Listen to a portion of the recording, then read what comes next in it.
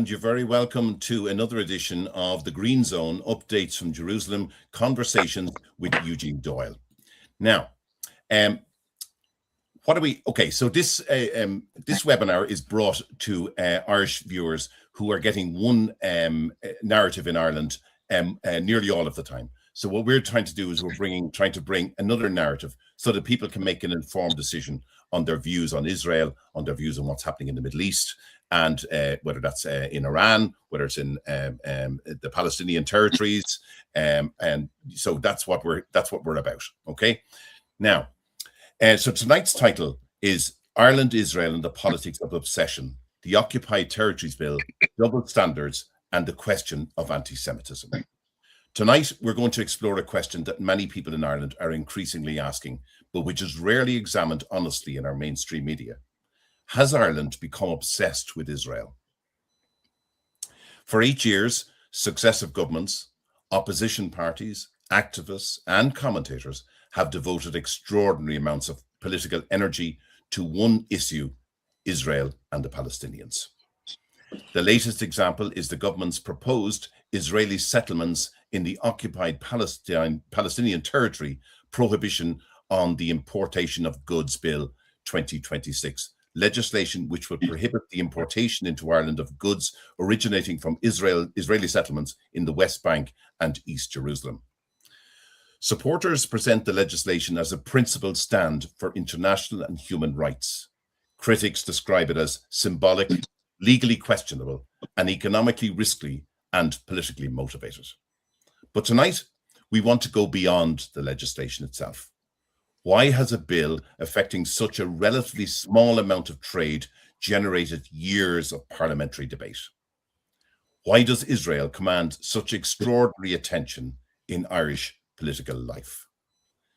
Why do we see motions, protests, boycotts, and campaigns relating to Israel on a scale that appears unmatched when it comes to atrocities in Sudan, Syria, Yemen, Iran, China, Nigeria, Ethiopia, or elsewhere? And perhaps most controversially, at what point does legitimate criticism of Israeli government policy become something else? When does anti-Zionism become anti-Semitism? And are some Irish politicians and activists applying standards to the Jewish state that they apply to no other country on earth? Joining me tonight are two people who have thought deeply about these issues. Former Minister for Justice and Fine Gael TD, Alan Shatter, author of a recent Jerusalem Post article which has helped frame tonight's discussion. And Green Zone producer and my regular panelist and commentator, Marco Alexander. Gentlemen, you're both very, very welcome to the programme. Thank you, Eugene. Yep, thank you. Now, as always on the Green Zone, Marco, we we always go for a little story on what's happening in Israel right now. So what we saw some extraordinary developments during the week in relation to the Memorandum of Understanding coming into effect, and which, by the way, Israel had no hand, act, or part in, wasn't even shown it, but being attacked by Hezbollah on the northern borders of Israel. And Israel went in and responded, as they do, and as any other country would do. And next thing, Trump comes out and tells them to stop, and that no need to bring down a building for one terrorist, and maybe Syria might do a better job. What's the feeling in Israel now? I mean, Trump has always been a friend of Israel, but what are we looking at now here? I think I can encapsulate it in this phrase, a sense of betrayal. There is a sense of betrayal with all those people with whom I've been interacting, even in the press, across the board from left to right. This is seen very much as a betrayal. Notwithstanding all the very good things that President Trump has done, this risks ruining everything. So much so that Dr. Miriam Adelson, one of his main supporters wrote a letter in which she read the Riot Act to him. So this is an extremely, for many people, distressing. I actually didn't find it something that was not to be expected. I thought that for too long, Israel has been letting itself be conditioned by the United States to develop a dependence, so the dependency which was excessive. So to a certain extent, um, this could be, some cloud have a silver lining. Notwithstanding this, it is seen as something detrimental. It does seem to be indicative also of a split within his own cabinet. We must bear in mind that there are people who have very close links to Qatar within his cabinet, so this certainly pulls in another direction.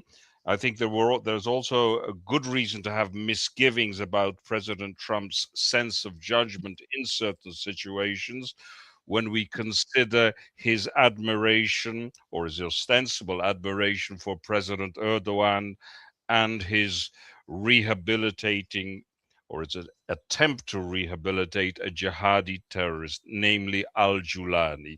So I have always thought that Israel should be extremely cautious. With that said, we have to bear in mind that he's also done some very good things. But it may be a house of cards that could come tumbling down. I hope not. Alan, you're obviously following things very, very closely in Israel. I mean, and even more so since you ended up not being in government anymore, or being a TD. But you have followed Israel. What do you make of what I've just asked Marco there?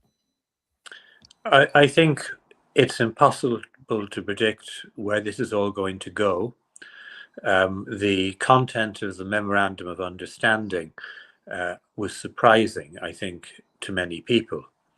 It has some good things in it as well as bad things in it, and I'm concerned that there may be some unnecessary alarm about it. I think it much depends on where it goes from here, what further negotiations take place, what emerge from those negotiations, which commence today.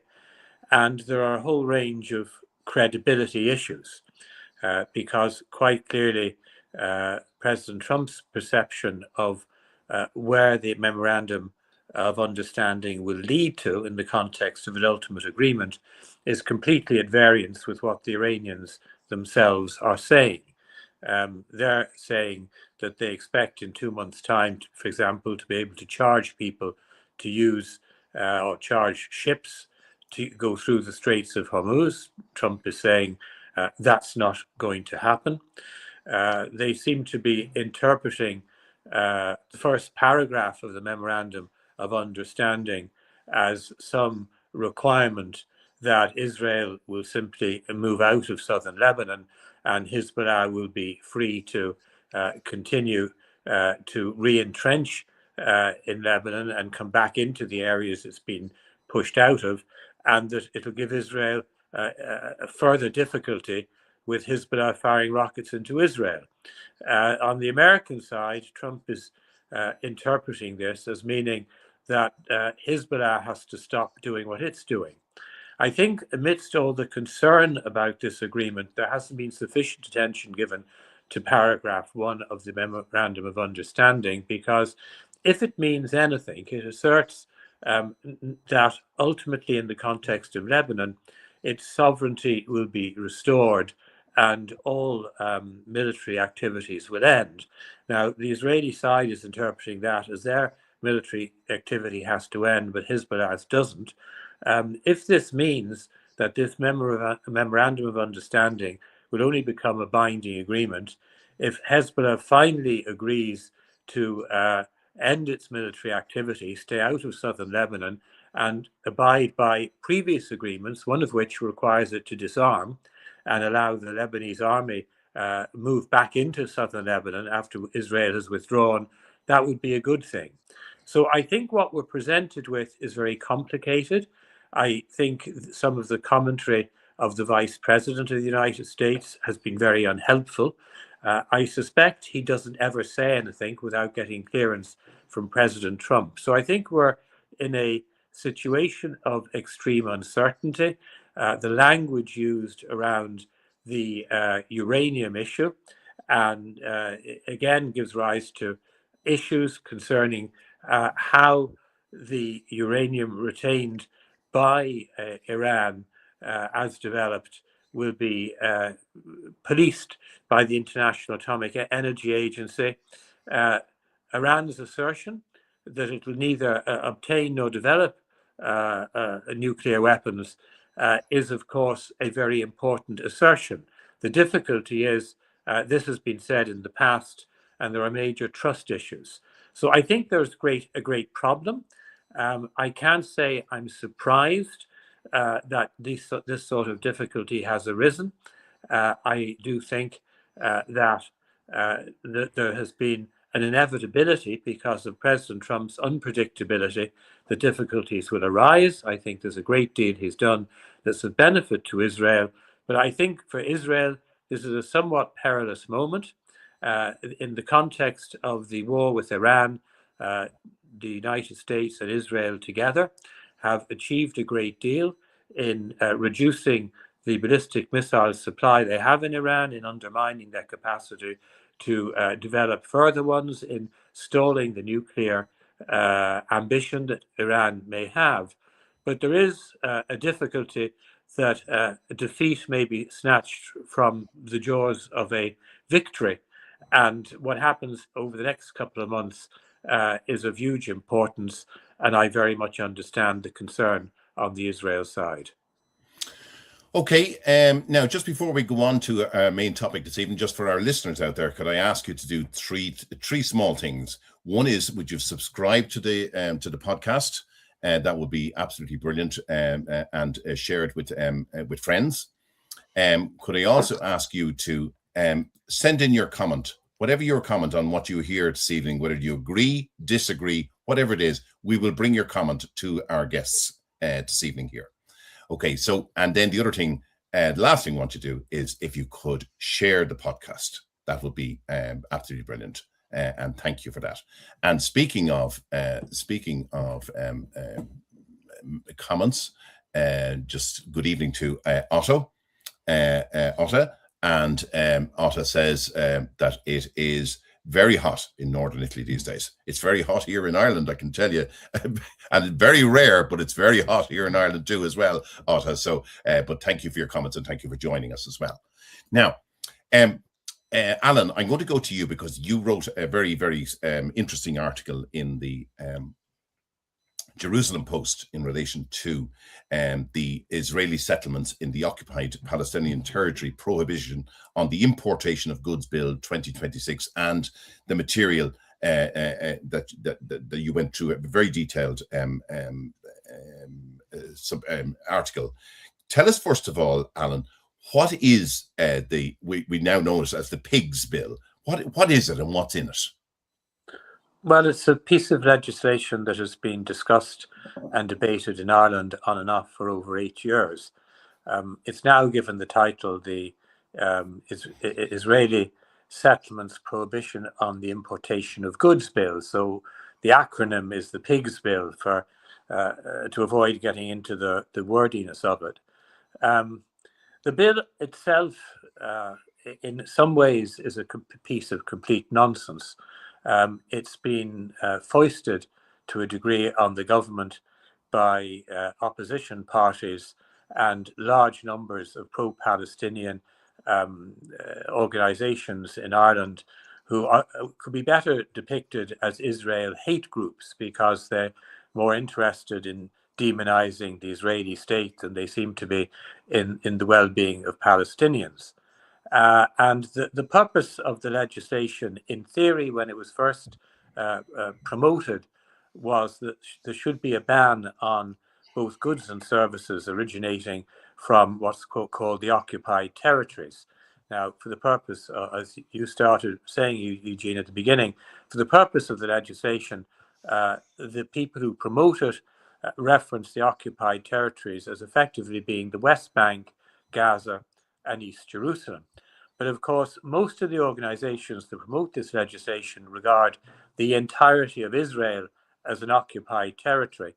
And while the bill doesn't do this, they promote boycotting everything and anything to do with Israel, from product to music to artists to academia, etc.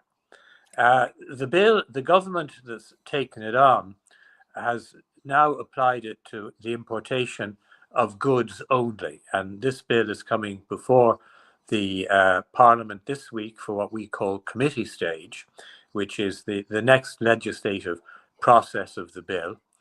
And the promoters of the bill regard it, or say they regard it, as indicating their disapproval of the creation of settlements by Israel, and that this is a major piece of legislation that's going to have a dramatic impact on Israeli-Palestinian conflict. Now, the reality is this piece of legislation is of no benefit to Palestinians, will have no impact on Israeli-Palestinian conflict, will have no impact on settlements that exist in Judea and Samaria or on the West Bank that they disapprove of, and will do more harm to Palestinians than benefit, insofar as it will do any harm, simply because the legislation that's been presented as so important is now acknowledged, will basically apply to what is about 200,000 euros of, quote, goods, unquote, imported each year from those locations. And those goods largely boil down to dates, olives, and avocados. So it's a bill to ban the importation of dates, olives, and avocados developed primarily in the West Bank, in locations where some local Palestinians work or are employed on Israeli-style wages to their benefit. And quite a few years ago now, pre the October 7, I would have visited a moshav on the West Bank who were focused on growing dates. And the manager of their date farm was an extraordinarily nice individual who lived in a local town on the West Bank, a local Arab or Palestinian town on the West Bank. So this bill will have no major economic impacts of any description. What's obnoxious about the bill, or any economic impacts in the context on Israel of any description, what's obnoxious about the bill is when it was first mooted, it was the first time a state in Ireland advocated the enactment of legislation to specifically target Jewish people since Nazi Germany. Because the philosophy behind this legislation is that no Jewish person, no matter what their historical connections are, should be allowed to reside in the West Bank nor in East Jerusalem. Under this legislation, the entirety of East Jerusalem, which of course has major historical connectivity to the Jewish people going back 3,000 years, the entirety of East Jerusalem is regarded as a settlement. The area of the Western Wall or the Kotel is regarded as a settlement. And whereas I've said it primarily applies to vegetables or fruit, if when the legislation is enacted, I wanted to, for example, bring in 100 prayer books to Ireland that were printed in East Jerusalem for an Irish synagogue, or for a small shop selling Jewish items in Dublin. If I wanted to import that directly into Ireland, that would be against the law. So that's the background to it. But the bill, Eugene, is something of a farce for just two or three quick reasons. One is, at least it doesn't, in its original iteration, you couldn't bring anything in even for your personal use. So if I brought, for example, one packet of dates back to Dublin, having visited Jerusalem, if I bought them in a bazaar in East Jerusalem, if I bought them on the West Bank, the customs authorities could remove them from me. The bill now allows you to bring in items for your personal use. But if I was under the bill to bring in the box of dates because I want to give it as a present to my next door neighbor, or if I was to bring in a prayer book to give to a child on celebrating their bar mitzvah because it wasn't for my personal use, it could be taken from my luggage by the customs, or if I tried to conceal it, I could be prosecuted. But why is the bill a farce? Well, because we're part of the European Union common market commercial zone, and the government has now acknowledged that the goods it's banning in the context of not being able to be brought directly into Ireland under EU law can be brought indirectly into Ireland. So if the goods first arrive in an EU state, Germany, France, Italy, Greece, wherever, and then transported to Ireland, no one can stop them entering. If the goods are delivered to a port in Northern Ireland or to Belfast Airport, and then driven down south to the Republic of Ireland, because of Brexit arrangements, no one can prohibit their importation at that point. So this is a very foolish piece of legislation. It will, and we might come to this, create great difficulties with American companies. It's of no benefit to resolve anything to do with the Irish or to do with the Israeli-Palestinian conflict. And it's got to the point where the government says it is simply symbolic. And the only symbol of the legislation effectively is that it is the view of the Irish government that East Jerusalem and the West Bank and also Gaza, where no one is trading, should be Judenrein, a policy which deeply reflects 1930s Germany. And just for our listeners, to put the amount that's in context here, the total imports from Israel in 2024 was 3.8 billion, and this bill would limit the imports to 214,000, in around that 214,000 euros. Only applies, doesn't limit it to the billion of imports will continue.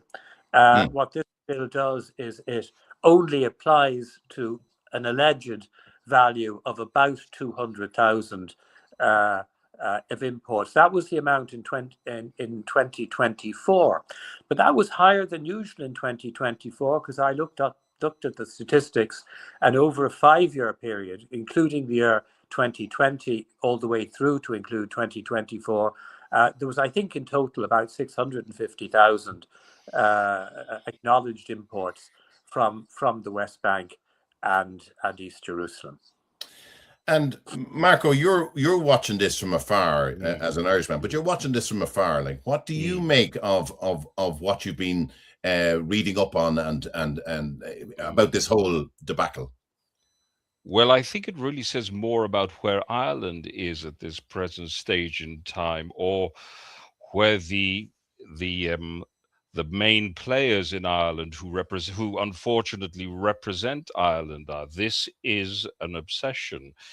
I mean, if we look at it from a historical, legal, and from a moral point of view, there are many conflicts around the world which, in order of magnitude, are much more severe than what's happening here in Judea and Samaria.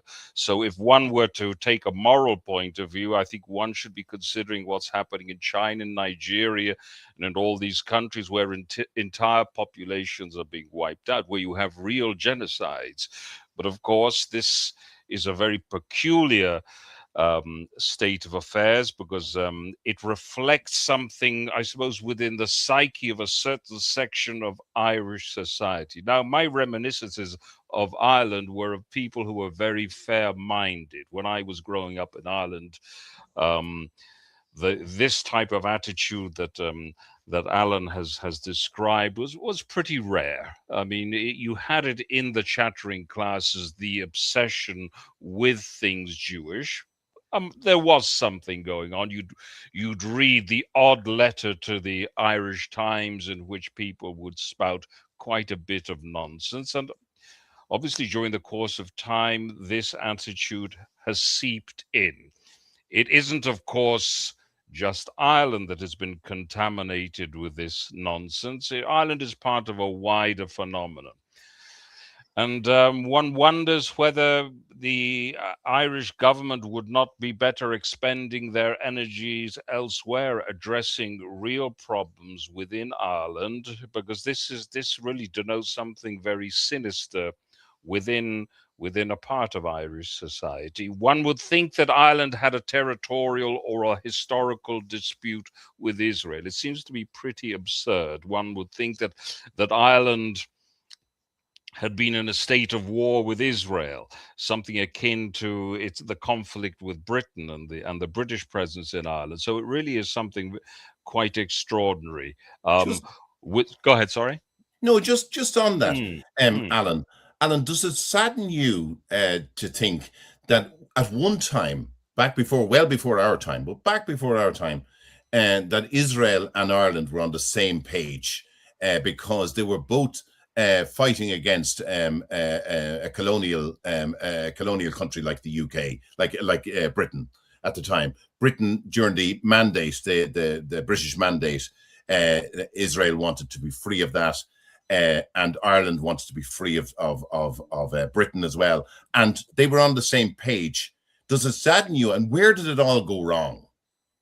Well, what's happened is that history has been reconstructed, and there's now a fake or false history of both the Middle East and the Israeli-Palestinian conflict that dominates Irish discourse and which is embraced within the Irish Parliament. It's embraced by all of the opposition parties and substantially by the government parties, and it's embraced at all levels of Irish media. And there's an intolerance for, frankly, the truth of the historical record of what took place.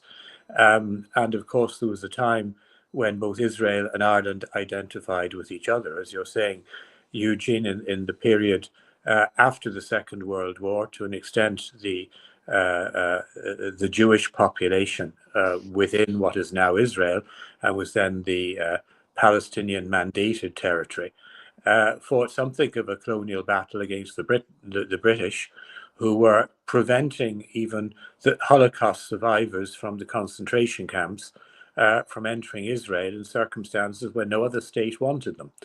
And this history has been misrepresented. There's a lot, much of it derives from the relationship many years ago that the provisional IRA had with the Popular Front for the Liberation of Palestine. They're being trained in Libya and Tunisia. Sinn Féin embracing the Palestinian narrative, but it has basically spread its way through Irish society, and there's a complete lack of understanding of Israel's position. And what's particularly bizarre about this piece of legislation, because people seem to view these things in silos, is there are two basically streams within Irish politics. You have one stream on the opposition side of the Doyle, where a significant number of elected representatives advocate that Israel should no longer be allowed to exist at all. They seem to think that they're entitled to say that the Jewish people have no right to self-determination in any part of the world. And then there's the other stream of those who say they advocate a two-state solution, which is something the government says it advocates. Now, if you advocate a two-state solution, you have a number of difficulties at the moment. There's neither a majority in Israel who favor that, nor a majority on the Palestinian side who favor that. Your second difficulty is insofar as the politicians on the Palestinian side say anything about this, Hamas's only objective is to destroy the Israeli state and for it to cease to exist. The Palestinian Authority still talks about a two-state solution, but the essence of its narrative is also one that should, in their objectives, result in Israel again ceasing to exist. But if you truly want a two-state solution, what you want is both Israelis and Palestinians to live side by side in harmony and in peace. Now, we have in Israel 10 million people in the population today, in round figures. 2 million are Israeli Arabs, and a few others of other nationalities who are present, and 8 million are Israeli Jews. And they live in a state where both Jews and Arabs and Muslims and Christians and those of other beliefs and faiths live and work together. If we're ever to have a two-state solution and a Palestinian state, why it is advocated that it should be a Jew-free state, and that the Jewish and Christians and Muslims shouldn't live together in a Palestinian state, which is the objective of this legislation, I just utterly fail to understand. And the problem also in Ireland is no one understands the history of Jerusalem. They don't understand that going back millennia, there was always a Jewish population in Jerusalem, and that includes East Jerusalem. And the only period during which East Jerusalem had no Jewish population was between 1948 and 1967, when the Jewish population was expelled by Jordan. Now, it seems to be the objective of the Irish government that the Jewish population in East Jerusalem should again be expelled. Now, in the real world, no one is going to agree to that or tolerate that. So this legislation is seriously misconceived. But there's an additional difficulty with it. I mentioned the European Union a few moments ago and the free movement of goods, and the European Union's common commercial policy, which is run by the European Commission and which has primacy. We can't, in our domestic legislation, interfere directly with international trade. And in the article you mentioned, I explained why the exception that they think in here applies to goods doesn't apply. But there's another more fundamental reason that I didn't reference in the article that has emerged as a consequence of the government publicly admitting now that this legislation will largely apply to fruit and vegetables. And to date in Ireland, there's been no discussion of the common agricultural policy, the fact that no Irish government can unilaterally and arbitrarily introduce any legislation of any nature whatsoever to impede or prohibit the importation of agricultural products into Ireland. This is ruled totally by the common agricultural policy. If they want the common agricultural policy changed, there's provisions within the European Union which require committees and agreements going across member states to give effect to that. And this legislation that they're now progressing not only is, in my view, contrary to the common commercial and trade policy of the European Union, it has now been admitted, as following on from the second stage debate, that much of the product it applies to is product governed by the common agricultural policy, a policy of crucial importance in the agricultural sector in Ireland, a policy we need to defend the benefit of Irish farmers. And the last thing the Irish government should be doing on the eve of assuming the presidency of the European Union is enacting legislation that violates the common agricultural policy, which could result in the European Commission taking proceedings against Ireland for doing so. And Alan, you raised the whole thing about a two-state solution, and this centers all around that. But the two-state solution is primarily a fiction, is it not? Because it's never going to happen. They never wanted it to happen. They want the river to the sea. That's very clear to me as an ordinary person. The river to the sea is they want the Israel got rid of. So why is people sticking to this, including yourself? I'm not casting aspersions here on you, but what I'm saying is, why are we not trying to get away from this two-state solution? Because it has caused more problems than it has solved. Of course, the two-state solution was the solution in 1948. The UN resolution in 1947 envisaged both a Jewish state, what they then termed an Arab state, and the Arabs rejected that, and they invaded and tried to prevent the Israeli state coming into being, and they failed. And we had, of course, a series of wars that some of your viewers will be familiar with, in which there were various attempts to annihilate the Israeli state. And of course, it remains the objective of Hamas and Iran to annihilate the Israeli state. So the reality is the solution of the two-state solution to bring a permanent end to conflict in a sane world where people no longer were intent on destroying the Israeli state. It would be, in theory, a good solution. It was what was expected to be a consequence of the Oslo Accords that were concluded in 1993. But of course, Hamas started to destroy that very rapidly because we had from 93 to 96 a continuous stream of suicide bombings. And then we had both at the time of President Clinton and when there were discussions to resolve the conflict with Arafat, the possibility of a two-state solution that the Palestinians rejected. When Prime Minister Olmert was there, it was again rejected. Now, where we are today is currently there's no solution. But you can't have continuing war, you can't have continuing conflict, and you can't have continuing violence. And what you need is a complete rethink on the Palestinian side. The Palestinians need new leadership. There needs to be a recognition that the last 79 years have brought nothing but disaster to Palestinians. What happened in Gaza is a disaster to Palestinians. That war would never have happened without Hamas initiating it and then firing missiles at Israel for the best part of 2 years. But ultimately, there has to be some resolution of this conflict. And that requires a lot of building blocks. It requires a long period of peace and no violence.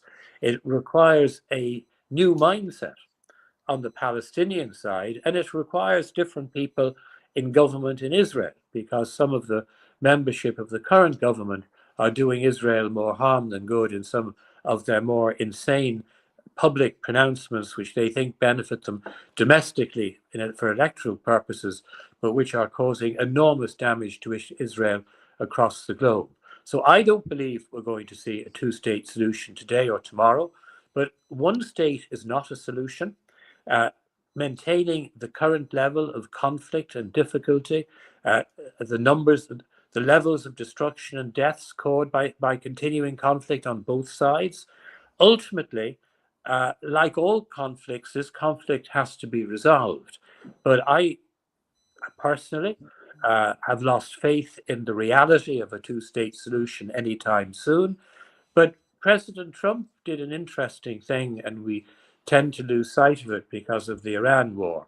You have the 14-point peace plan adopted by the United Nations Security Council to apply to Gaza, and which foresees in its I should say it's a 20-point peace plan. The 14-point peace plan is the Iran one. The 20-point peace plan in articles or paragraphs 19 and 20 sets out the prospect of deeper discussions between Israelis and Palestinians after a period of peace and rebuilding and change. And of course, where are we? It's not currently possible to implement it because Hamas is refusing to disarm and cooperate. But ultimately, Palestinians have a choice to live in a permanent state of difficulty and conflict and economic disaster, or to change their leaders and engage constructively with a new group of Israeli leaders who are incapable of engaging constructively, and go through a number of years of peace building, of trust building, of stabilizing, of in Gaza significant construction, because ultimately there are over 2 million Palestinians in Gaza, over 3 million on the West Bank, and the issues that exist between Israel and the Palestinians need to be ultimately resolved. But at the moment, I'm extremely pessimistic, and I hope still to be in this world for many years to come. But I'm extremely pessimistic, and I'm not sure we'll see that sort of final development bringing a final stable and secure peace during my lifetime. And I'm saying that as someone who over the years has met all of the various Palestinian leaders, from Arafat to Abbas to Saeb Erekat, a whole range of them, talked to most of the Israeli leaders, and who believes that ultimately no one is benefiting from continuing conflict. And the sad reality in Ireland is, instead of the Irish government or the various groups looking at the lessons of our peace process and trying to engage in a constructive way to contribute something of positive value to reducing the levels of conflict, to getting people to understand each other, our government simply contributes, and opposition parties and protesting groups simply contribute to exacerbating conflict, spreading hate, encouraging terrorism, and basically causing huge additional hurt within Israel, because the varied pronouncements of our government going back to October 7 have one particular award that they've received. If anyone looks at the report published by Hamas in December last online, it's a very interesting report. It's their reflection on their 2-year war, for which they proclaim a victory despite the devastation in Gaza.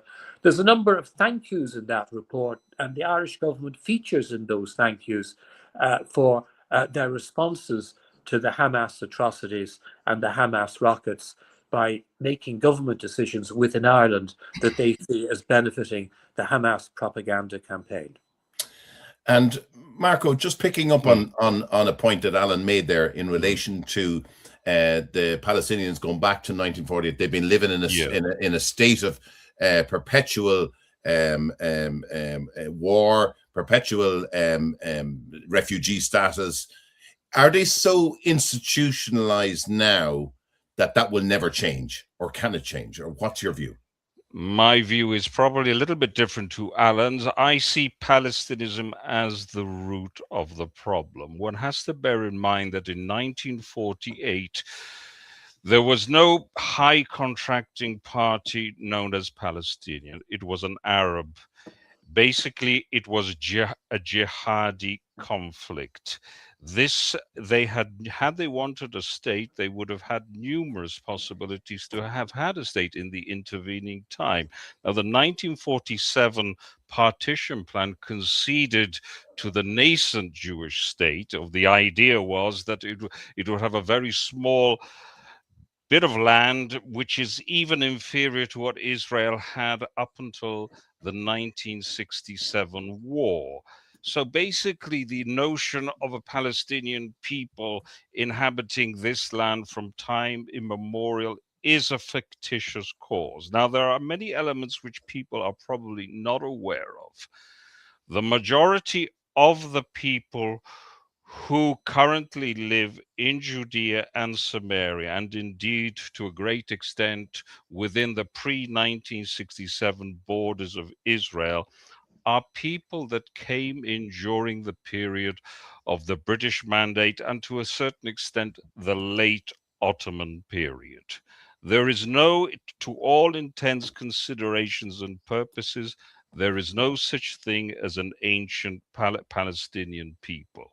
This was concocted basically in the 1960s, when there was an understanding that Israel was perceived as the David against the Goliath of the wider Arab world. So what you have is a process. You have a marriage under the auspices of the Soviet regime, the KGB, and the Muslim Brotherhood, and you have the creation of an ancient Palestinian people in the 1960s, which was basically a sleight of hand to change, to turn the tables, to make it appear as if the Jews had dispossessed an ancient people that had been living on the land. Now, I'm aware that many viewers will not be aware of this, but I work with many people, many Arabs. I'm a tour guide. I also go to Judea and Samaria. I'm regularly in the towns under the control of the PA,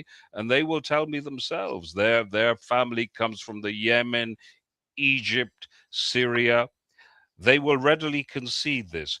So when we speak about a Palestinian state, we have to understand that the idea of a Palestinian state is a result of Palestinism. Namely, it's a proxy war by irredentist jihadi Islam. And I think there's going to be a greater awareness of this all the time in Europe too. Because basically what it says is that a land that was controlled by Muslims is Islamic in perpetuity. And within Islamic jurisprudence, the world is divided into two, Dar al-Harb and Dar al-Islam. And within that, any land that was previously controlled by Islam has to return to Islam. It's what's known as a waqf. A land that once was controlled by Islam has to return to Islamic control. Now, this same concept applies not only to the land of Israel, but also to Spain and to Sicily. Okay, so within this scheme, it's essentially what we see is the marriage of Muslim Brotherhood ideology with the great ability, one has to concede, of Soviet propaganda techniques. So if anybody believes that the two-state solution is the solution, I would beg to differ. The two-state solution falls within what is known as the plan of phases of the PLO, where they readily admitted all this information is readily available, where they will erode any land that they can from Jewish control, and when the conditions are right, they will come in with a kill. Yasser Arafat said this himself. Now, well, there's an important sermon during the Oslo period. He spoke in a mosque in South Africa, and he quoted quite openly in Arabic, of course. He quoted the Truce of Hudaybiyah. The Hudaybiyah was, which is from the early Islamic period, the Prophet Muhammad, whereby he contracted a truce until he had regained sufficient force to attack his opponents. So this is what we are dealing with, and I think people will slowly but surely see what is happening. We have a window of opportunity because this thing is happening in Europe, where you see public displays of Muslim prayer in areas close to churches or to national monuments. You've seen it in Ireland recently. It's happening all over Europe. So I believe there is a growing awareness of this. And I think people really, before they commit themselves and speak about international law and history and ancient people, would do well to delve into the matter a little bit more deeply. Okay. Alan, just moving back to the we now call it the Pigs Bill. As a person who has been in public life for so long and a member of the party, big government minister, backbench TD at times, how unusual is it for a private member's bill to remain politically active for 8 years? Very, very unusual. But of course, what we're dealing with here now is a government bill, and all of the people who have been promoting this legislation are very upset. The government thinks it can appease all the protesters, and the reality is it can never do enough and is always criticized. So instead of displaying backbone and saying we are not going to enact a disreputable piece of ridiculous legislation that could get us into trouble with the European Commission, and we haven't yet touched on the difficulties it could create with the United States and the many American multinationals based in Ireland, they decided to go ahead with it. The reality is there's a huge difficulty with the United States. 40 members of Congress have already come out to say that they oppose the legislation. Multinational companies based in Ireland are concerned about it. Irish companies doing business in America are concerned about it. And the reason is there's what's known as anti-boycott legislation in place in 38 states in the United States. And there's also federal anti-boycott legislation. Whereas I don't think any of the major multinationals here are remotely interested in importing olives, avocados, another product from the West Bank.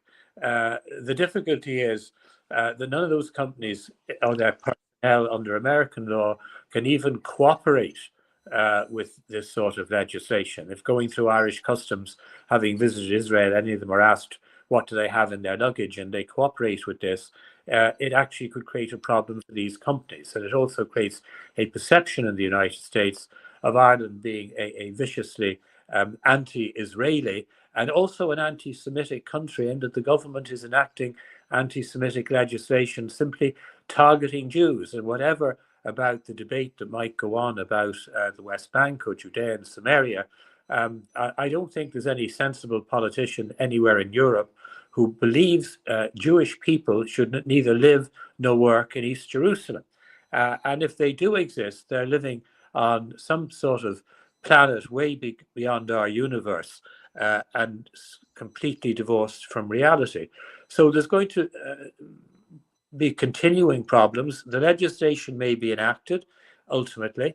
The government will continue to be criticized because all of these groups want services included within it. And the government have said that if they do include services, then it definitively creates problems for all of these US companies and definitively violates EU law. So if I was in government now, based on the minimal impact this bill will have, the perception of the Irish government being anti-Semitic that it creates, the perception of the Irish government advocating that East Jerusalem should be Judenrein, there should be no Jews anywhere working or living or in East Jerusalem, I would decide that this bill should be withdrawn and not proceeded with. And if I now realize that it's contrary to the Common Agricultural Policy, I would, at a very minimum, put it on hold and engage with the European Commission for fear of creating a difficulty. But to come back to something we were saying earlier, and I think it featured in your question earlier, there is an obsession in Ireland with regard to the Israeli-Palestinian conflict. There's a complete unwillingness to accept the validity of any information that doesn't demonize the Israeli state. I saw an example of this when I was addressing a meeting yesterday in the Dorky Book Festival. 500 people turned up to hear four of us talking about Iran. And certainly two, if not three, of the people on the platform with me were dedicated to demonizing Israel. And when I simply talked some factual information, when we got into talking about the recent conflict, when I referenced the sexual abuse experienced by Israeli hostages held in Gaza, when I referenced the tunnels in Gaza, people in the audience were expressing derision and laughing. They couldn't tolerate listening to anything that was truthful, that upended the perception of Israel as some sort of demonic state. And that obsession, while we're talking about the Pigs Bill, we had in our parliament very recently, practically the entire week was debated to debating Israeli-related issues. There was nothing done or said that will remotely impact on conflict in the Middle East or Israeli-Palestinian conflict.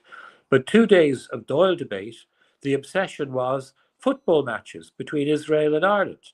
And all of the campaigning groups are now leading an obsessive campaign to stop the Israeli football team playing European nations matches, 2 against Ireland. One was to be in Dublin. It's now been decided it'll take place at a neutral venue.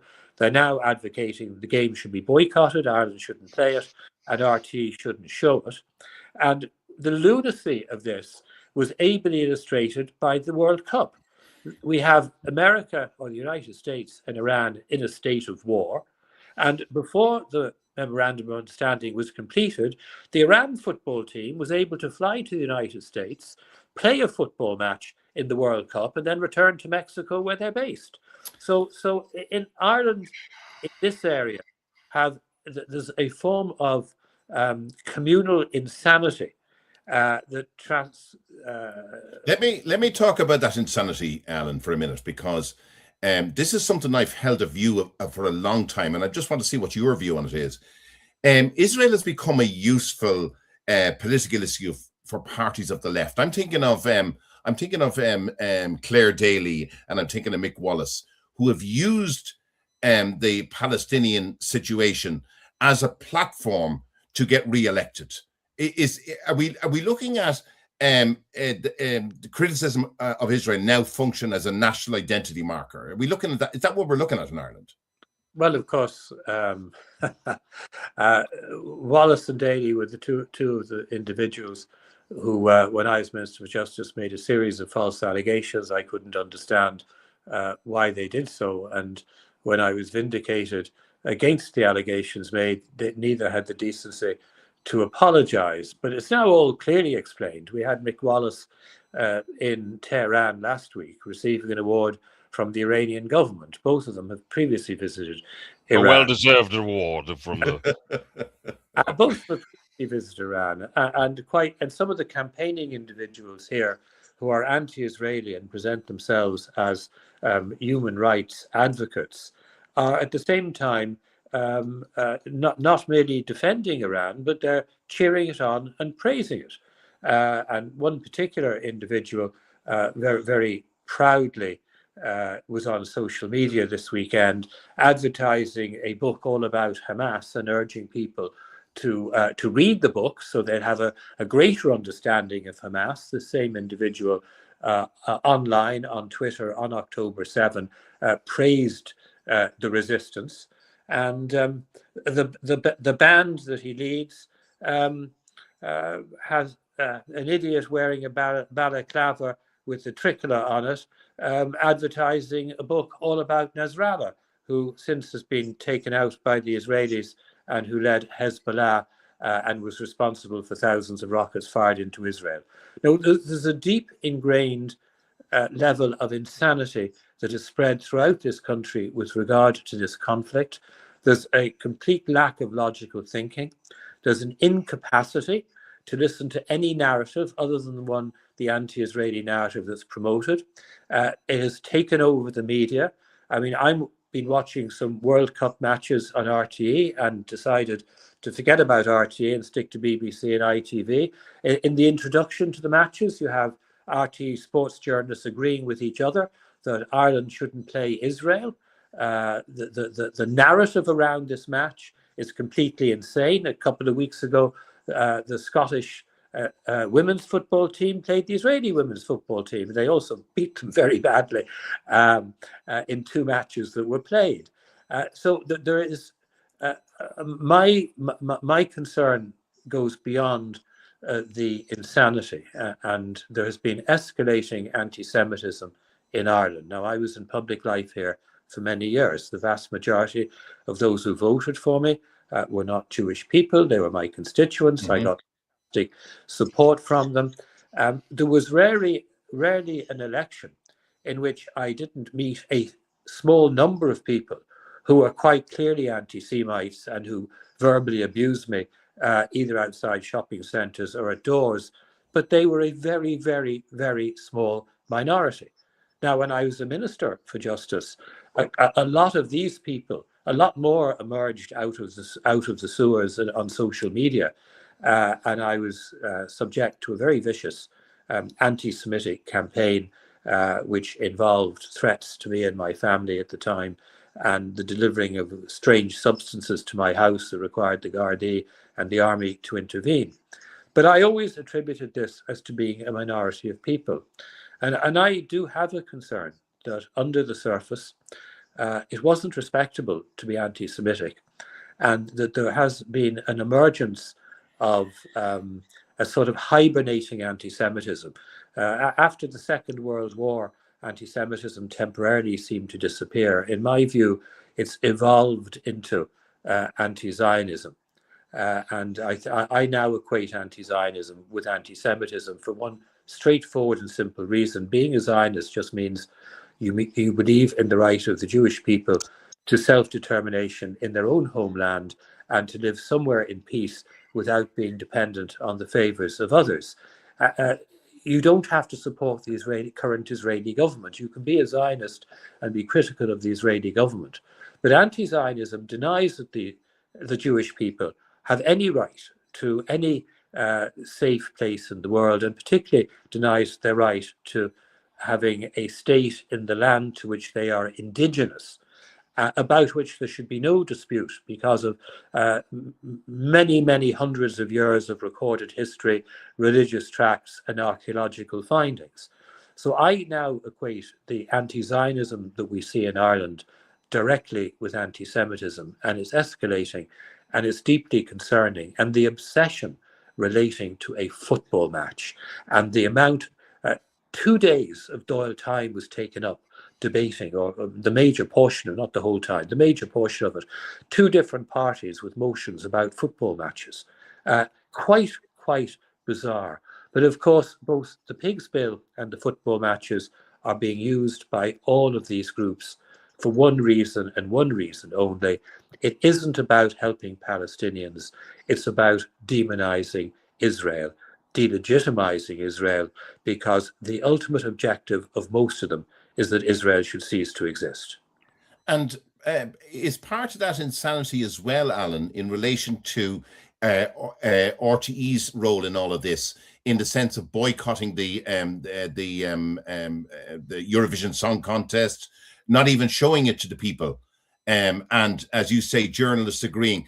Should RTE be brought to task over this? I mean, as a national broadcaster?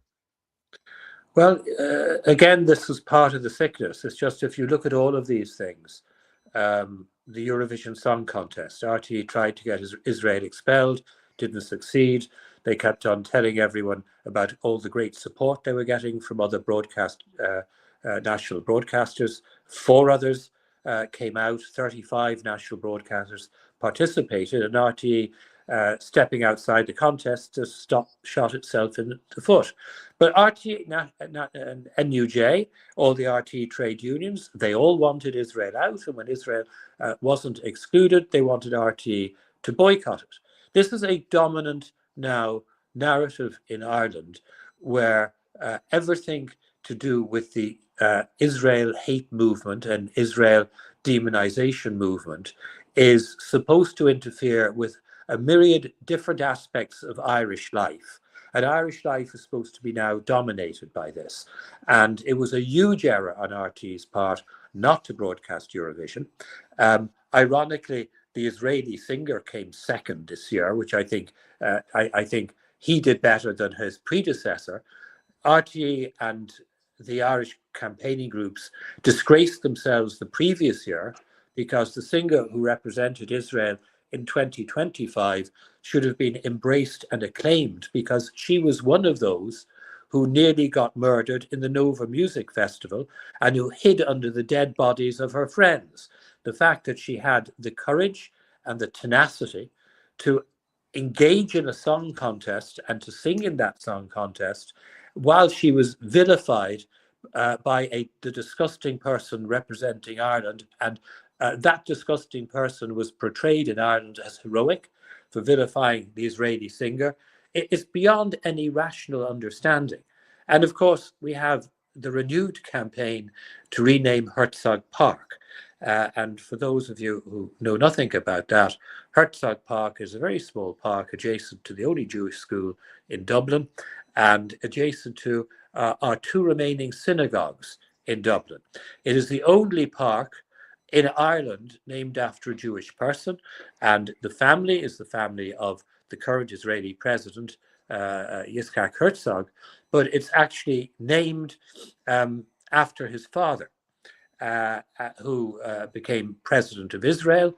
And the Herzog family originally, his grandfather was originally chief rabbi of the Republic of Ireland and became chief rabbi of Israel after 1948. And there's a campaign still going on to dename the park. Now, the obsession with this, and the obsession is well illustrated by what happened with the song contest, what's happening with the football. You have protests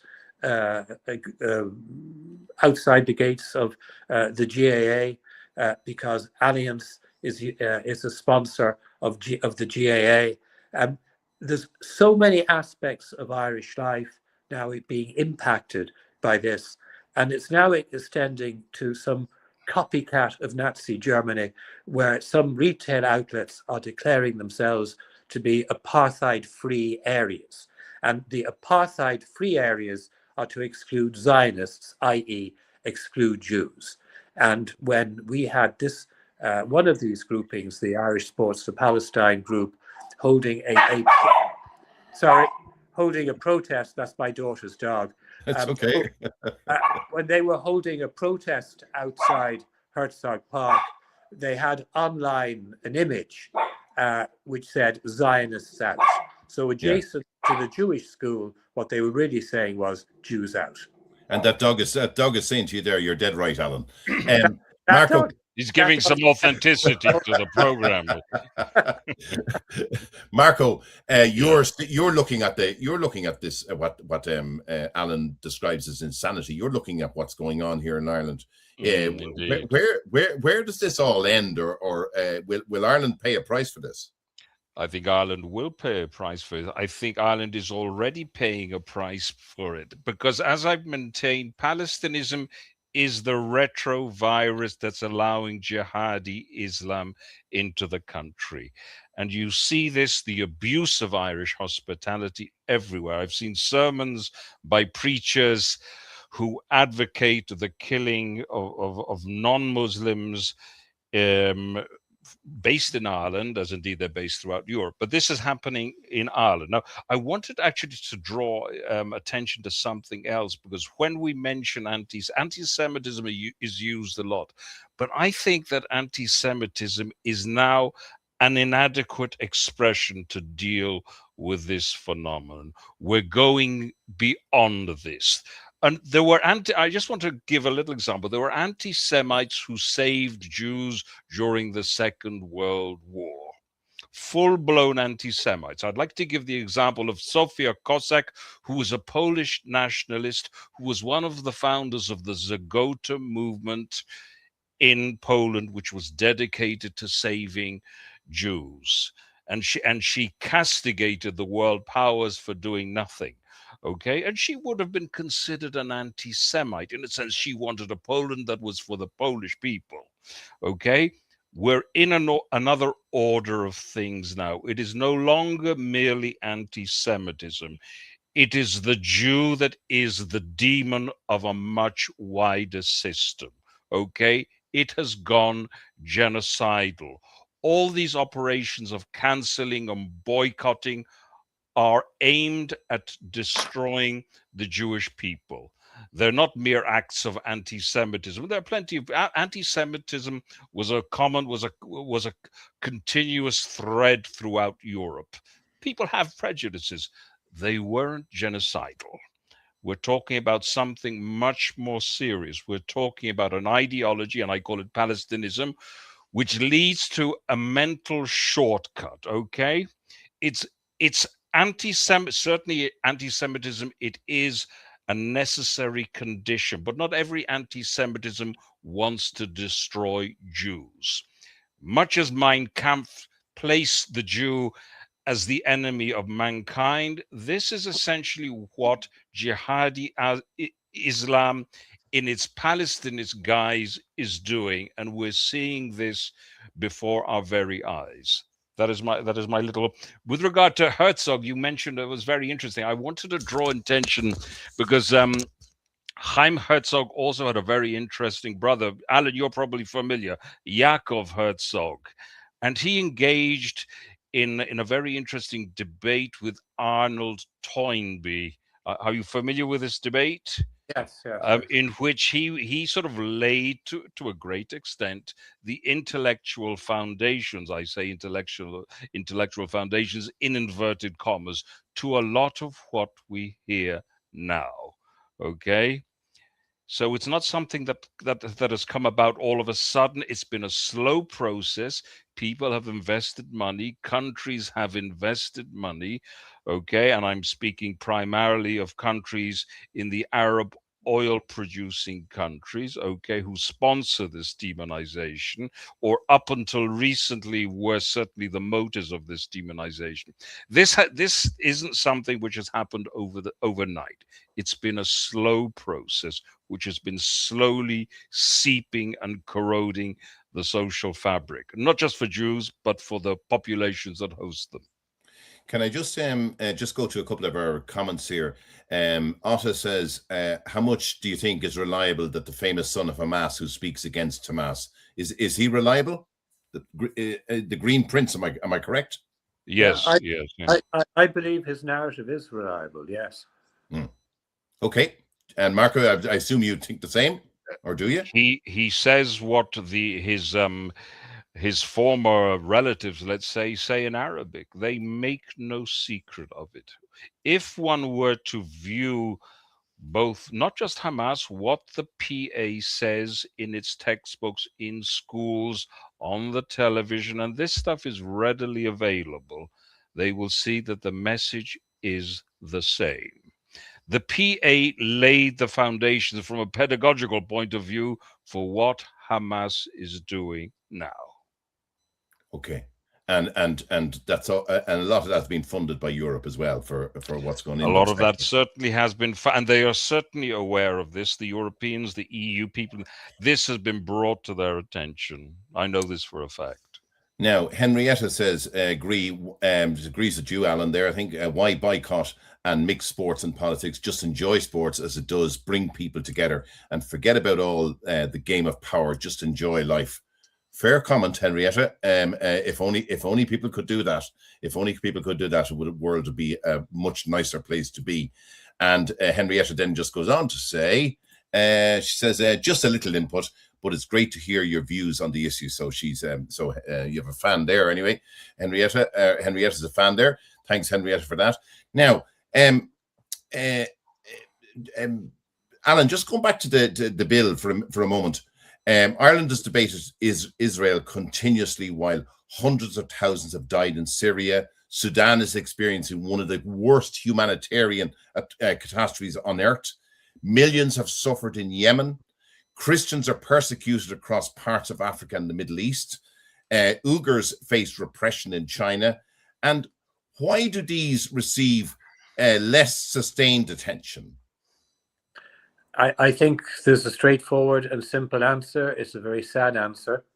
There are no Jewish people involved to target. So it's a case of no Jews, no news. I think that sadly and tragically sums it up. The lack of attention, particularly to the dreadful situation in Sudan, where so many people have died, where there is a famine, where so many people have been displaced. What's happening in Sudan is a far greater tragedy than anything that is happening in the Middle East. And I don't want to devalue the tragedy that is the Middle East, because so many lives have been lost unnecessarily because of unnecessary conflict. But those conflicts were not initiated on the Israeli side. These conflicts have always been initiated either by states in the region or by terrorist organizations in the region dedicated to Israel's destruction. And in Ireland, the perception that's presented and the narrative that you hear is effectively Israel should not defend itself. I think the big disappointment in Ireland is that firstly, Israel does defend itself, and secondly, from some of these campaigning groups and their narrative, the disappointment seems to be that not enough Israelis have died. And they don't understand the martyrdom culture that Hamas and Iran and Hezbollah are dedicated to, and the fact that they don't care about their civilian casualties. Not only do they not care about them, they celebrate them, and they celebrate their martyrdom. And the Israeli values its own population and wants to defend it. But the Israeli conflict has become a complete obsession in Irish politics, and it is an issue, I think, that has been more debated in the Doubl since October 7. So that's now nearly 3 years, 2.5, 2 3/4 years, than any other issue. But if you had to identify a single positive result of any of those debates, it would be impossible to do so.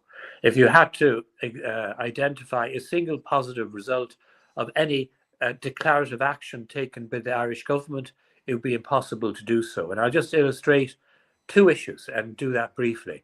One, as a reward to Hamas October 7 atrocities, in May of 2024, the Irish government announced it recognised the state of Palestine.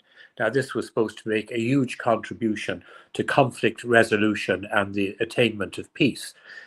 Not only did it make no such contribution, it's one of the issues referenced by Hamas in their December 25 document as one of their big victories, that as a consequence of October 7, various European states recognized a non-existent Palestinian state. The second issue was this completely false allegation of genocide made against Israel. Those proceedings were initiated in December 2023 by South Africa, when the conflict was less than 2 months old, as thousands of rockets were flying into Israel and as 251 hostages were held in Gaza. And South Africa initiated those proceedings.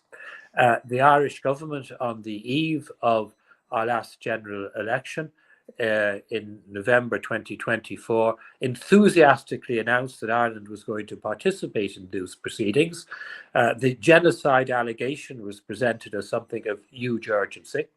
But the Irish government then recognised whatever is going on doesn't comprise genocide, so they submitted a legal submission to the International Court of Justice, which asked it to redefine the concept of genocide. But the point I'm coming to is this: if there truly was an issue of genocide in Gaza, as opposed to a dreadful unnecessary war that Hamas initiated, which has resulted, as every war does, tragically in some civilian casualties, well, then you would expect that the South Africa, as a state that initiated the proceedings, would want them urgently heard. Well, just over 2 weeks ago, South Africa, after Israel had filed replying papers in the case, South Africa applied to the International Court of Justice to adjourn and postpone the hearing. The Israeli side asked the Court of Justice to hear the case speedily. But because South Africa was the initiating party, the court accepted that it should adjourn the case. And the final date now for filing papers before the International Court of Justice is December 2029, which is over 3 years away. There's no possibility this case will be heard until the year 2030, maybe 2031.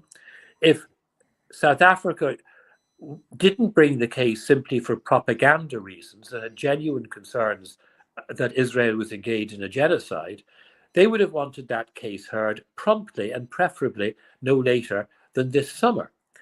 There's been no comment in Ireland on this.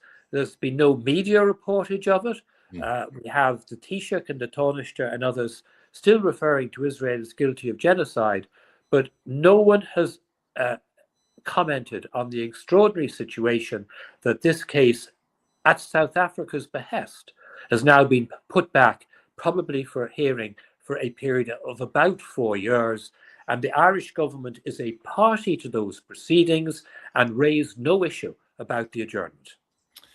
And Alan, just in relation to Ireland, I mean, I'm looking at Jewish people who got elected, like yourself. You got elected for many general elections. I'm looking at the likes of Ben Briscoe.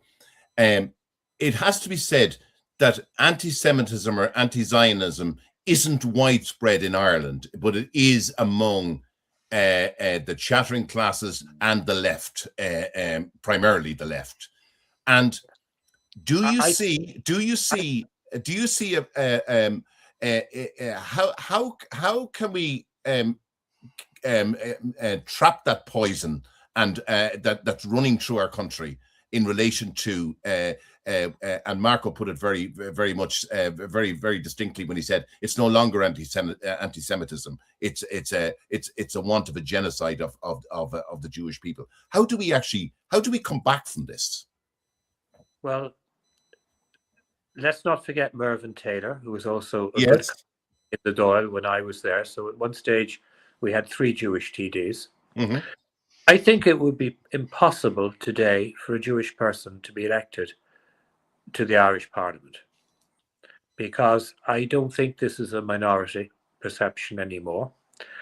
I think the Irish population, I think many good people who don't know the intricacies and the complexities of the Middle East and don't know the history of the Middle East and don't really understand a lot of what's happening beyond what they see on RTE and on social media. I think an entire generation of people in this country have been infected by a form of anti-Zionism. They may not even call it that, but it's a disdain for Israel, which they attach, most of them, to Jews. I think they have, they deny any Jewish person any credibility when they talk about these issues.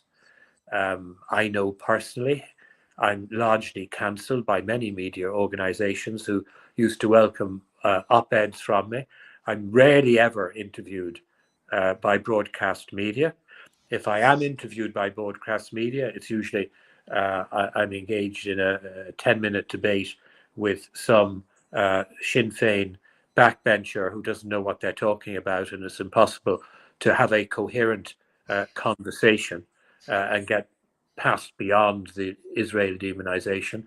No, I think we've a bigger problem now in Ireland. I think it's not just the younger generation. I think it's because of people's understanding of the conflict that's taken place, the manner in which it's been presented. I think most people think that there was an atrocity committed on October 7. They're not quite sure now about the extent of that atrocity because there's censorship applicable. I found when I tried to, on stage on the National Concert Hall, have a presentation of October 7, which was simply actors narrating the experiences of some of those who experienced October 7 in their own words, they wouldn't allow it to take place.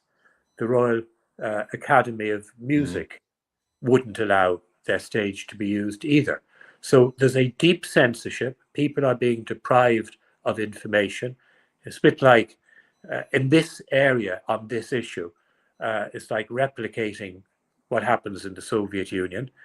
And we have a very deep difficulty now. I think Jewish people in Ireland have a very deep difficulty. I don't know, do Jewish people have a future in Ireland? I would say that quite openly. I think there are very few Jewish families who aren't currently having discussions about whether the time has come to move before there's some tragedy takes place. And I have enormous concerns. The depiction of this as going beyond anti-Semitism, we could have semantic discussions about all of this, whether it's anti-Semitism or anti-Zionism. I think it all comes from the same place. And I know we have a small minority of Jewish people who pronounce themselves anti-Zionists, but they're just extreme left-wing ideologues trapped in a Soviet-era ideology. And they basically use their Jewish identity to give credibility to what they're saying while making it completely meaningless. So it is Jew hate, and people don't like that phrase.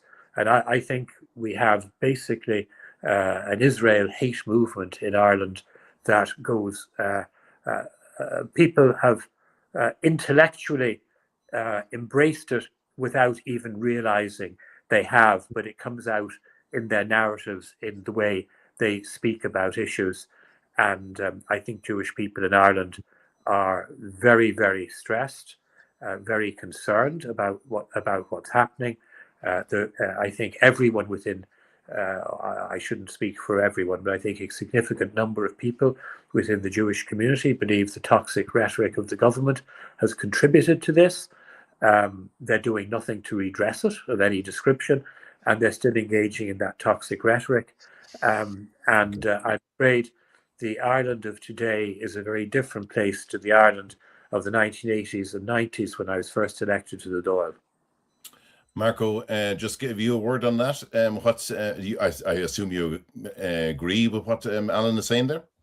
Well, Alan would have his finger on the pulse with regard to Ireland much more than I would do. So certainly what he says resonates with everything I hear from friends and acquaintances around Europe, that perhaps the time has come to move on. And sadly, a relationship which was a very positive relation in Ireland. Certainly when I was growing up, this type of thing didn't happen. Very often you'd have a much more balanced conversation. Now it's just blanket hatred, antipathy. It's a different world. It's a different Ireland. Romantic Ireland is dead and gone, perhaps. 'Tis with O'Leary in the grave. I suppose I should correct one thing. If there was an extreme left-wing anti-Zionist who announced he or she was also Jewish, they would have an opportunity to get elected. But as I say, if you're running on that sort of Soviet-era left-wing ideology, pronouncing that you might have some Jewish antecedents doesn't have any credibility to be you're being Jewish, and it normally means you've no real engagement of any description within the Irish Jewish community. And the small number of people who fall into that category never have the courage or commitment to bring their views into any Jewish community meeting to engage in discussion or debate. They just vilify from a distance. And finally, Alan, will this legislation become law? And if it does, what impact will it have? Well, I don't know will it become law. I still have a residual hope that sanity will break out, but the government seems determined to get it through the Dáil before the Dáil goes on vacation. If they do get it through the Dáil, I'm presuming it'll go through the Senate. I don't know whether the opposition parties will create difficulties because of the absence of services. It could create a difficulty for the government if some government TDs stampeded and voted for an opposition amendment to include services in the bill. But at the moment, there's no sign of that happening. Again, that could make life complicated if it happened in the Seanad. But should the bill be enacted, what will be the consequence? Well, one, yes, it'll be symbolic. A lot of the world outside Ireland will regard it as symbolic of a deep hatred of Israel within Ireland and of a government that is anti-Semitic. What economic impact it'll have? Well, none of us know yet if it's confined to goods. What impact it might have on US companies here, though I know there's an enormous concern within that area. Could it damage relationships with the United States government? Well, I don't think anyone should ever predict how the Trump administration will respond to any particular thing, but clearly people in Congress are unhappy. But ultimately, the legislation will be a farce because it can be bypassed by importing things other than through Dublin Airport or Dublin Port or Cork Airport or Knock Airport by simply bringing them in through Northern Ireland.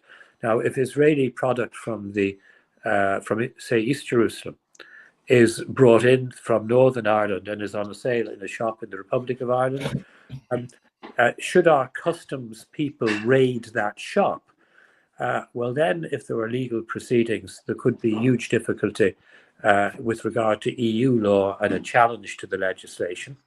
And of course, what Spain have enacted similar legislation. They copycatted what was being debated here, and they've banned the importation of goods from, I quote, the occupied territories, unquote, since last December. Now, so far, the European Commission don't seem to have reacted, but they're often slow to react.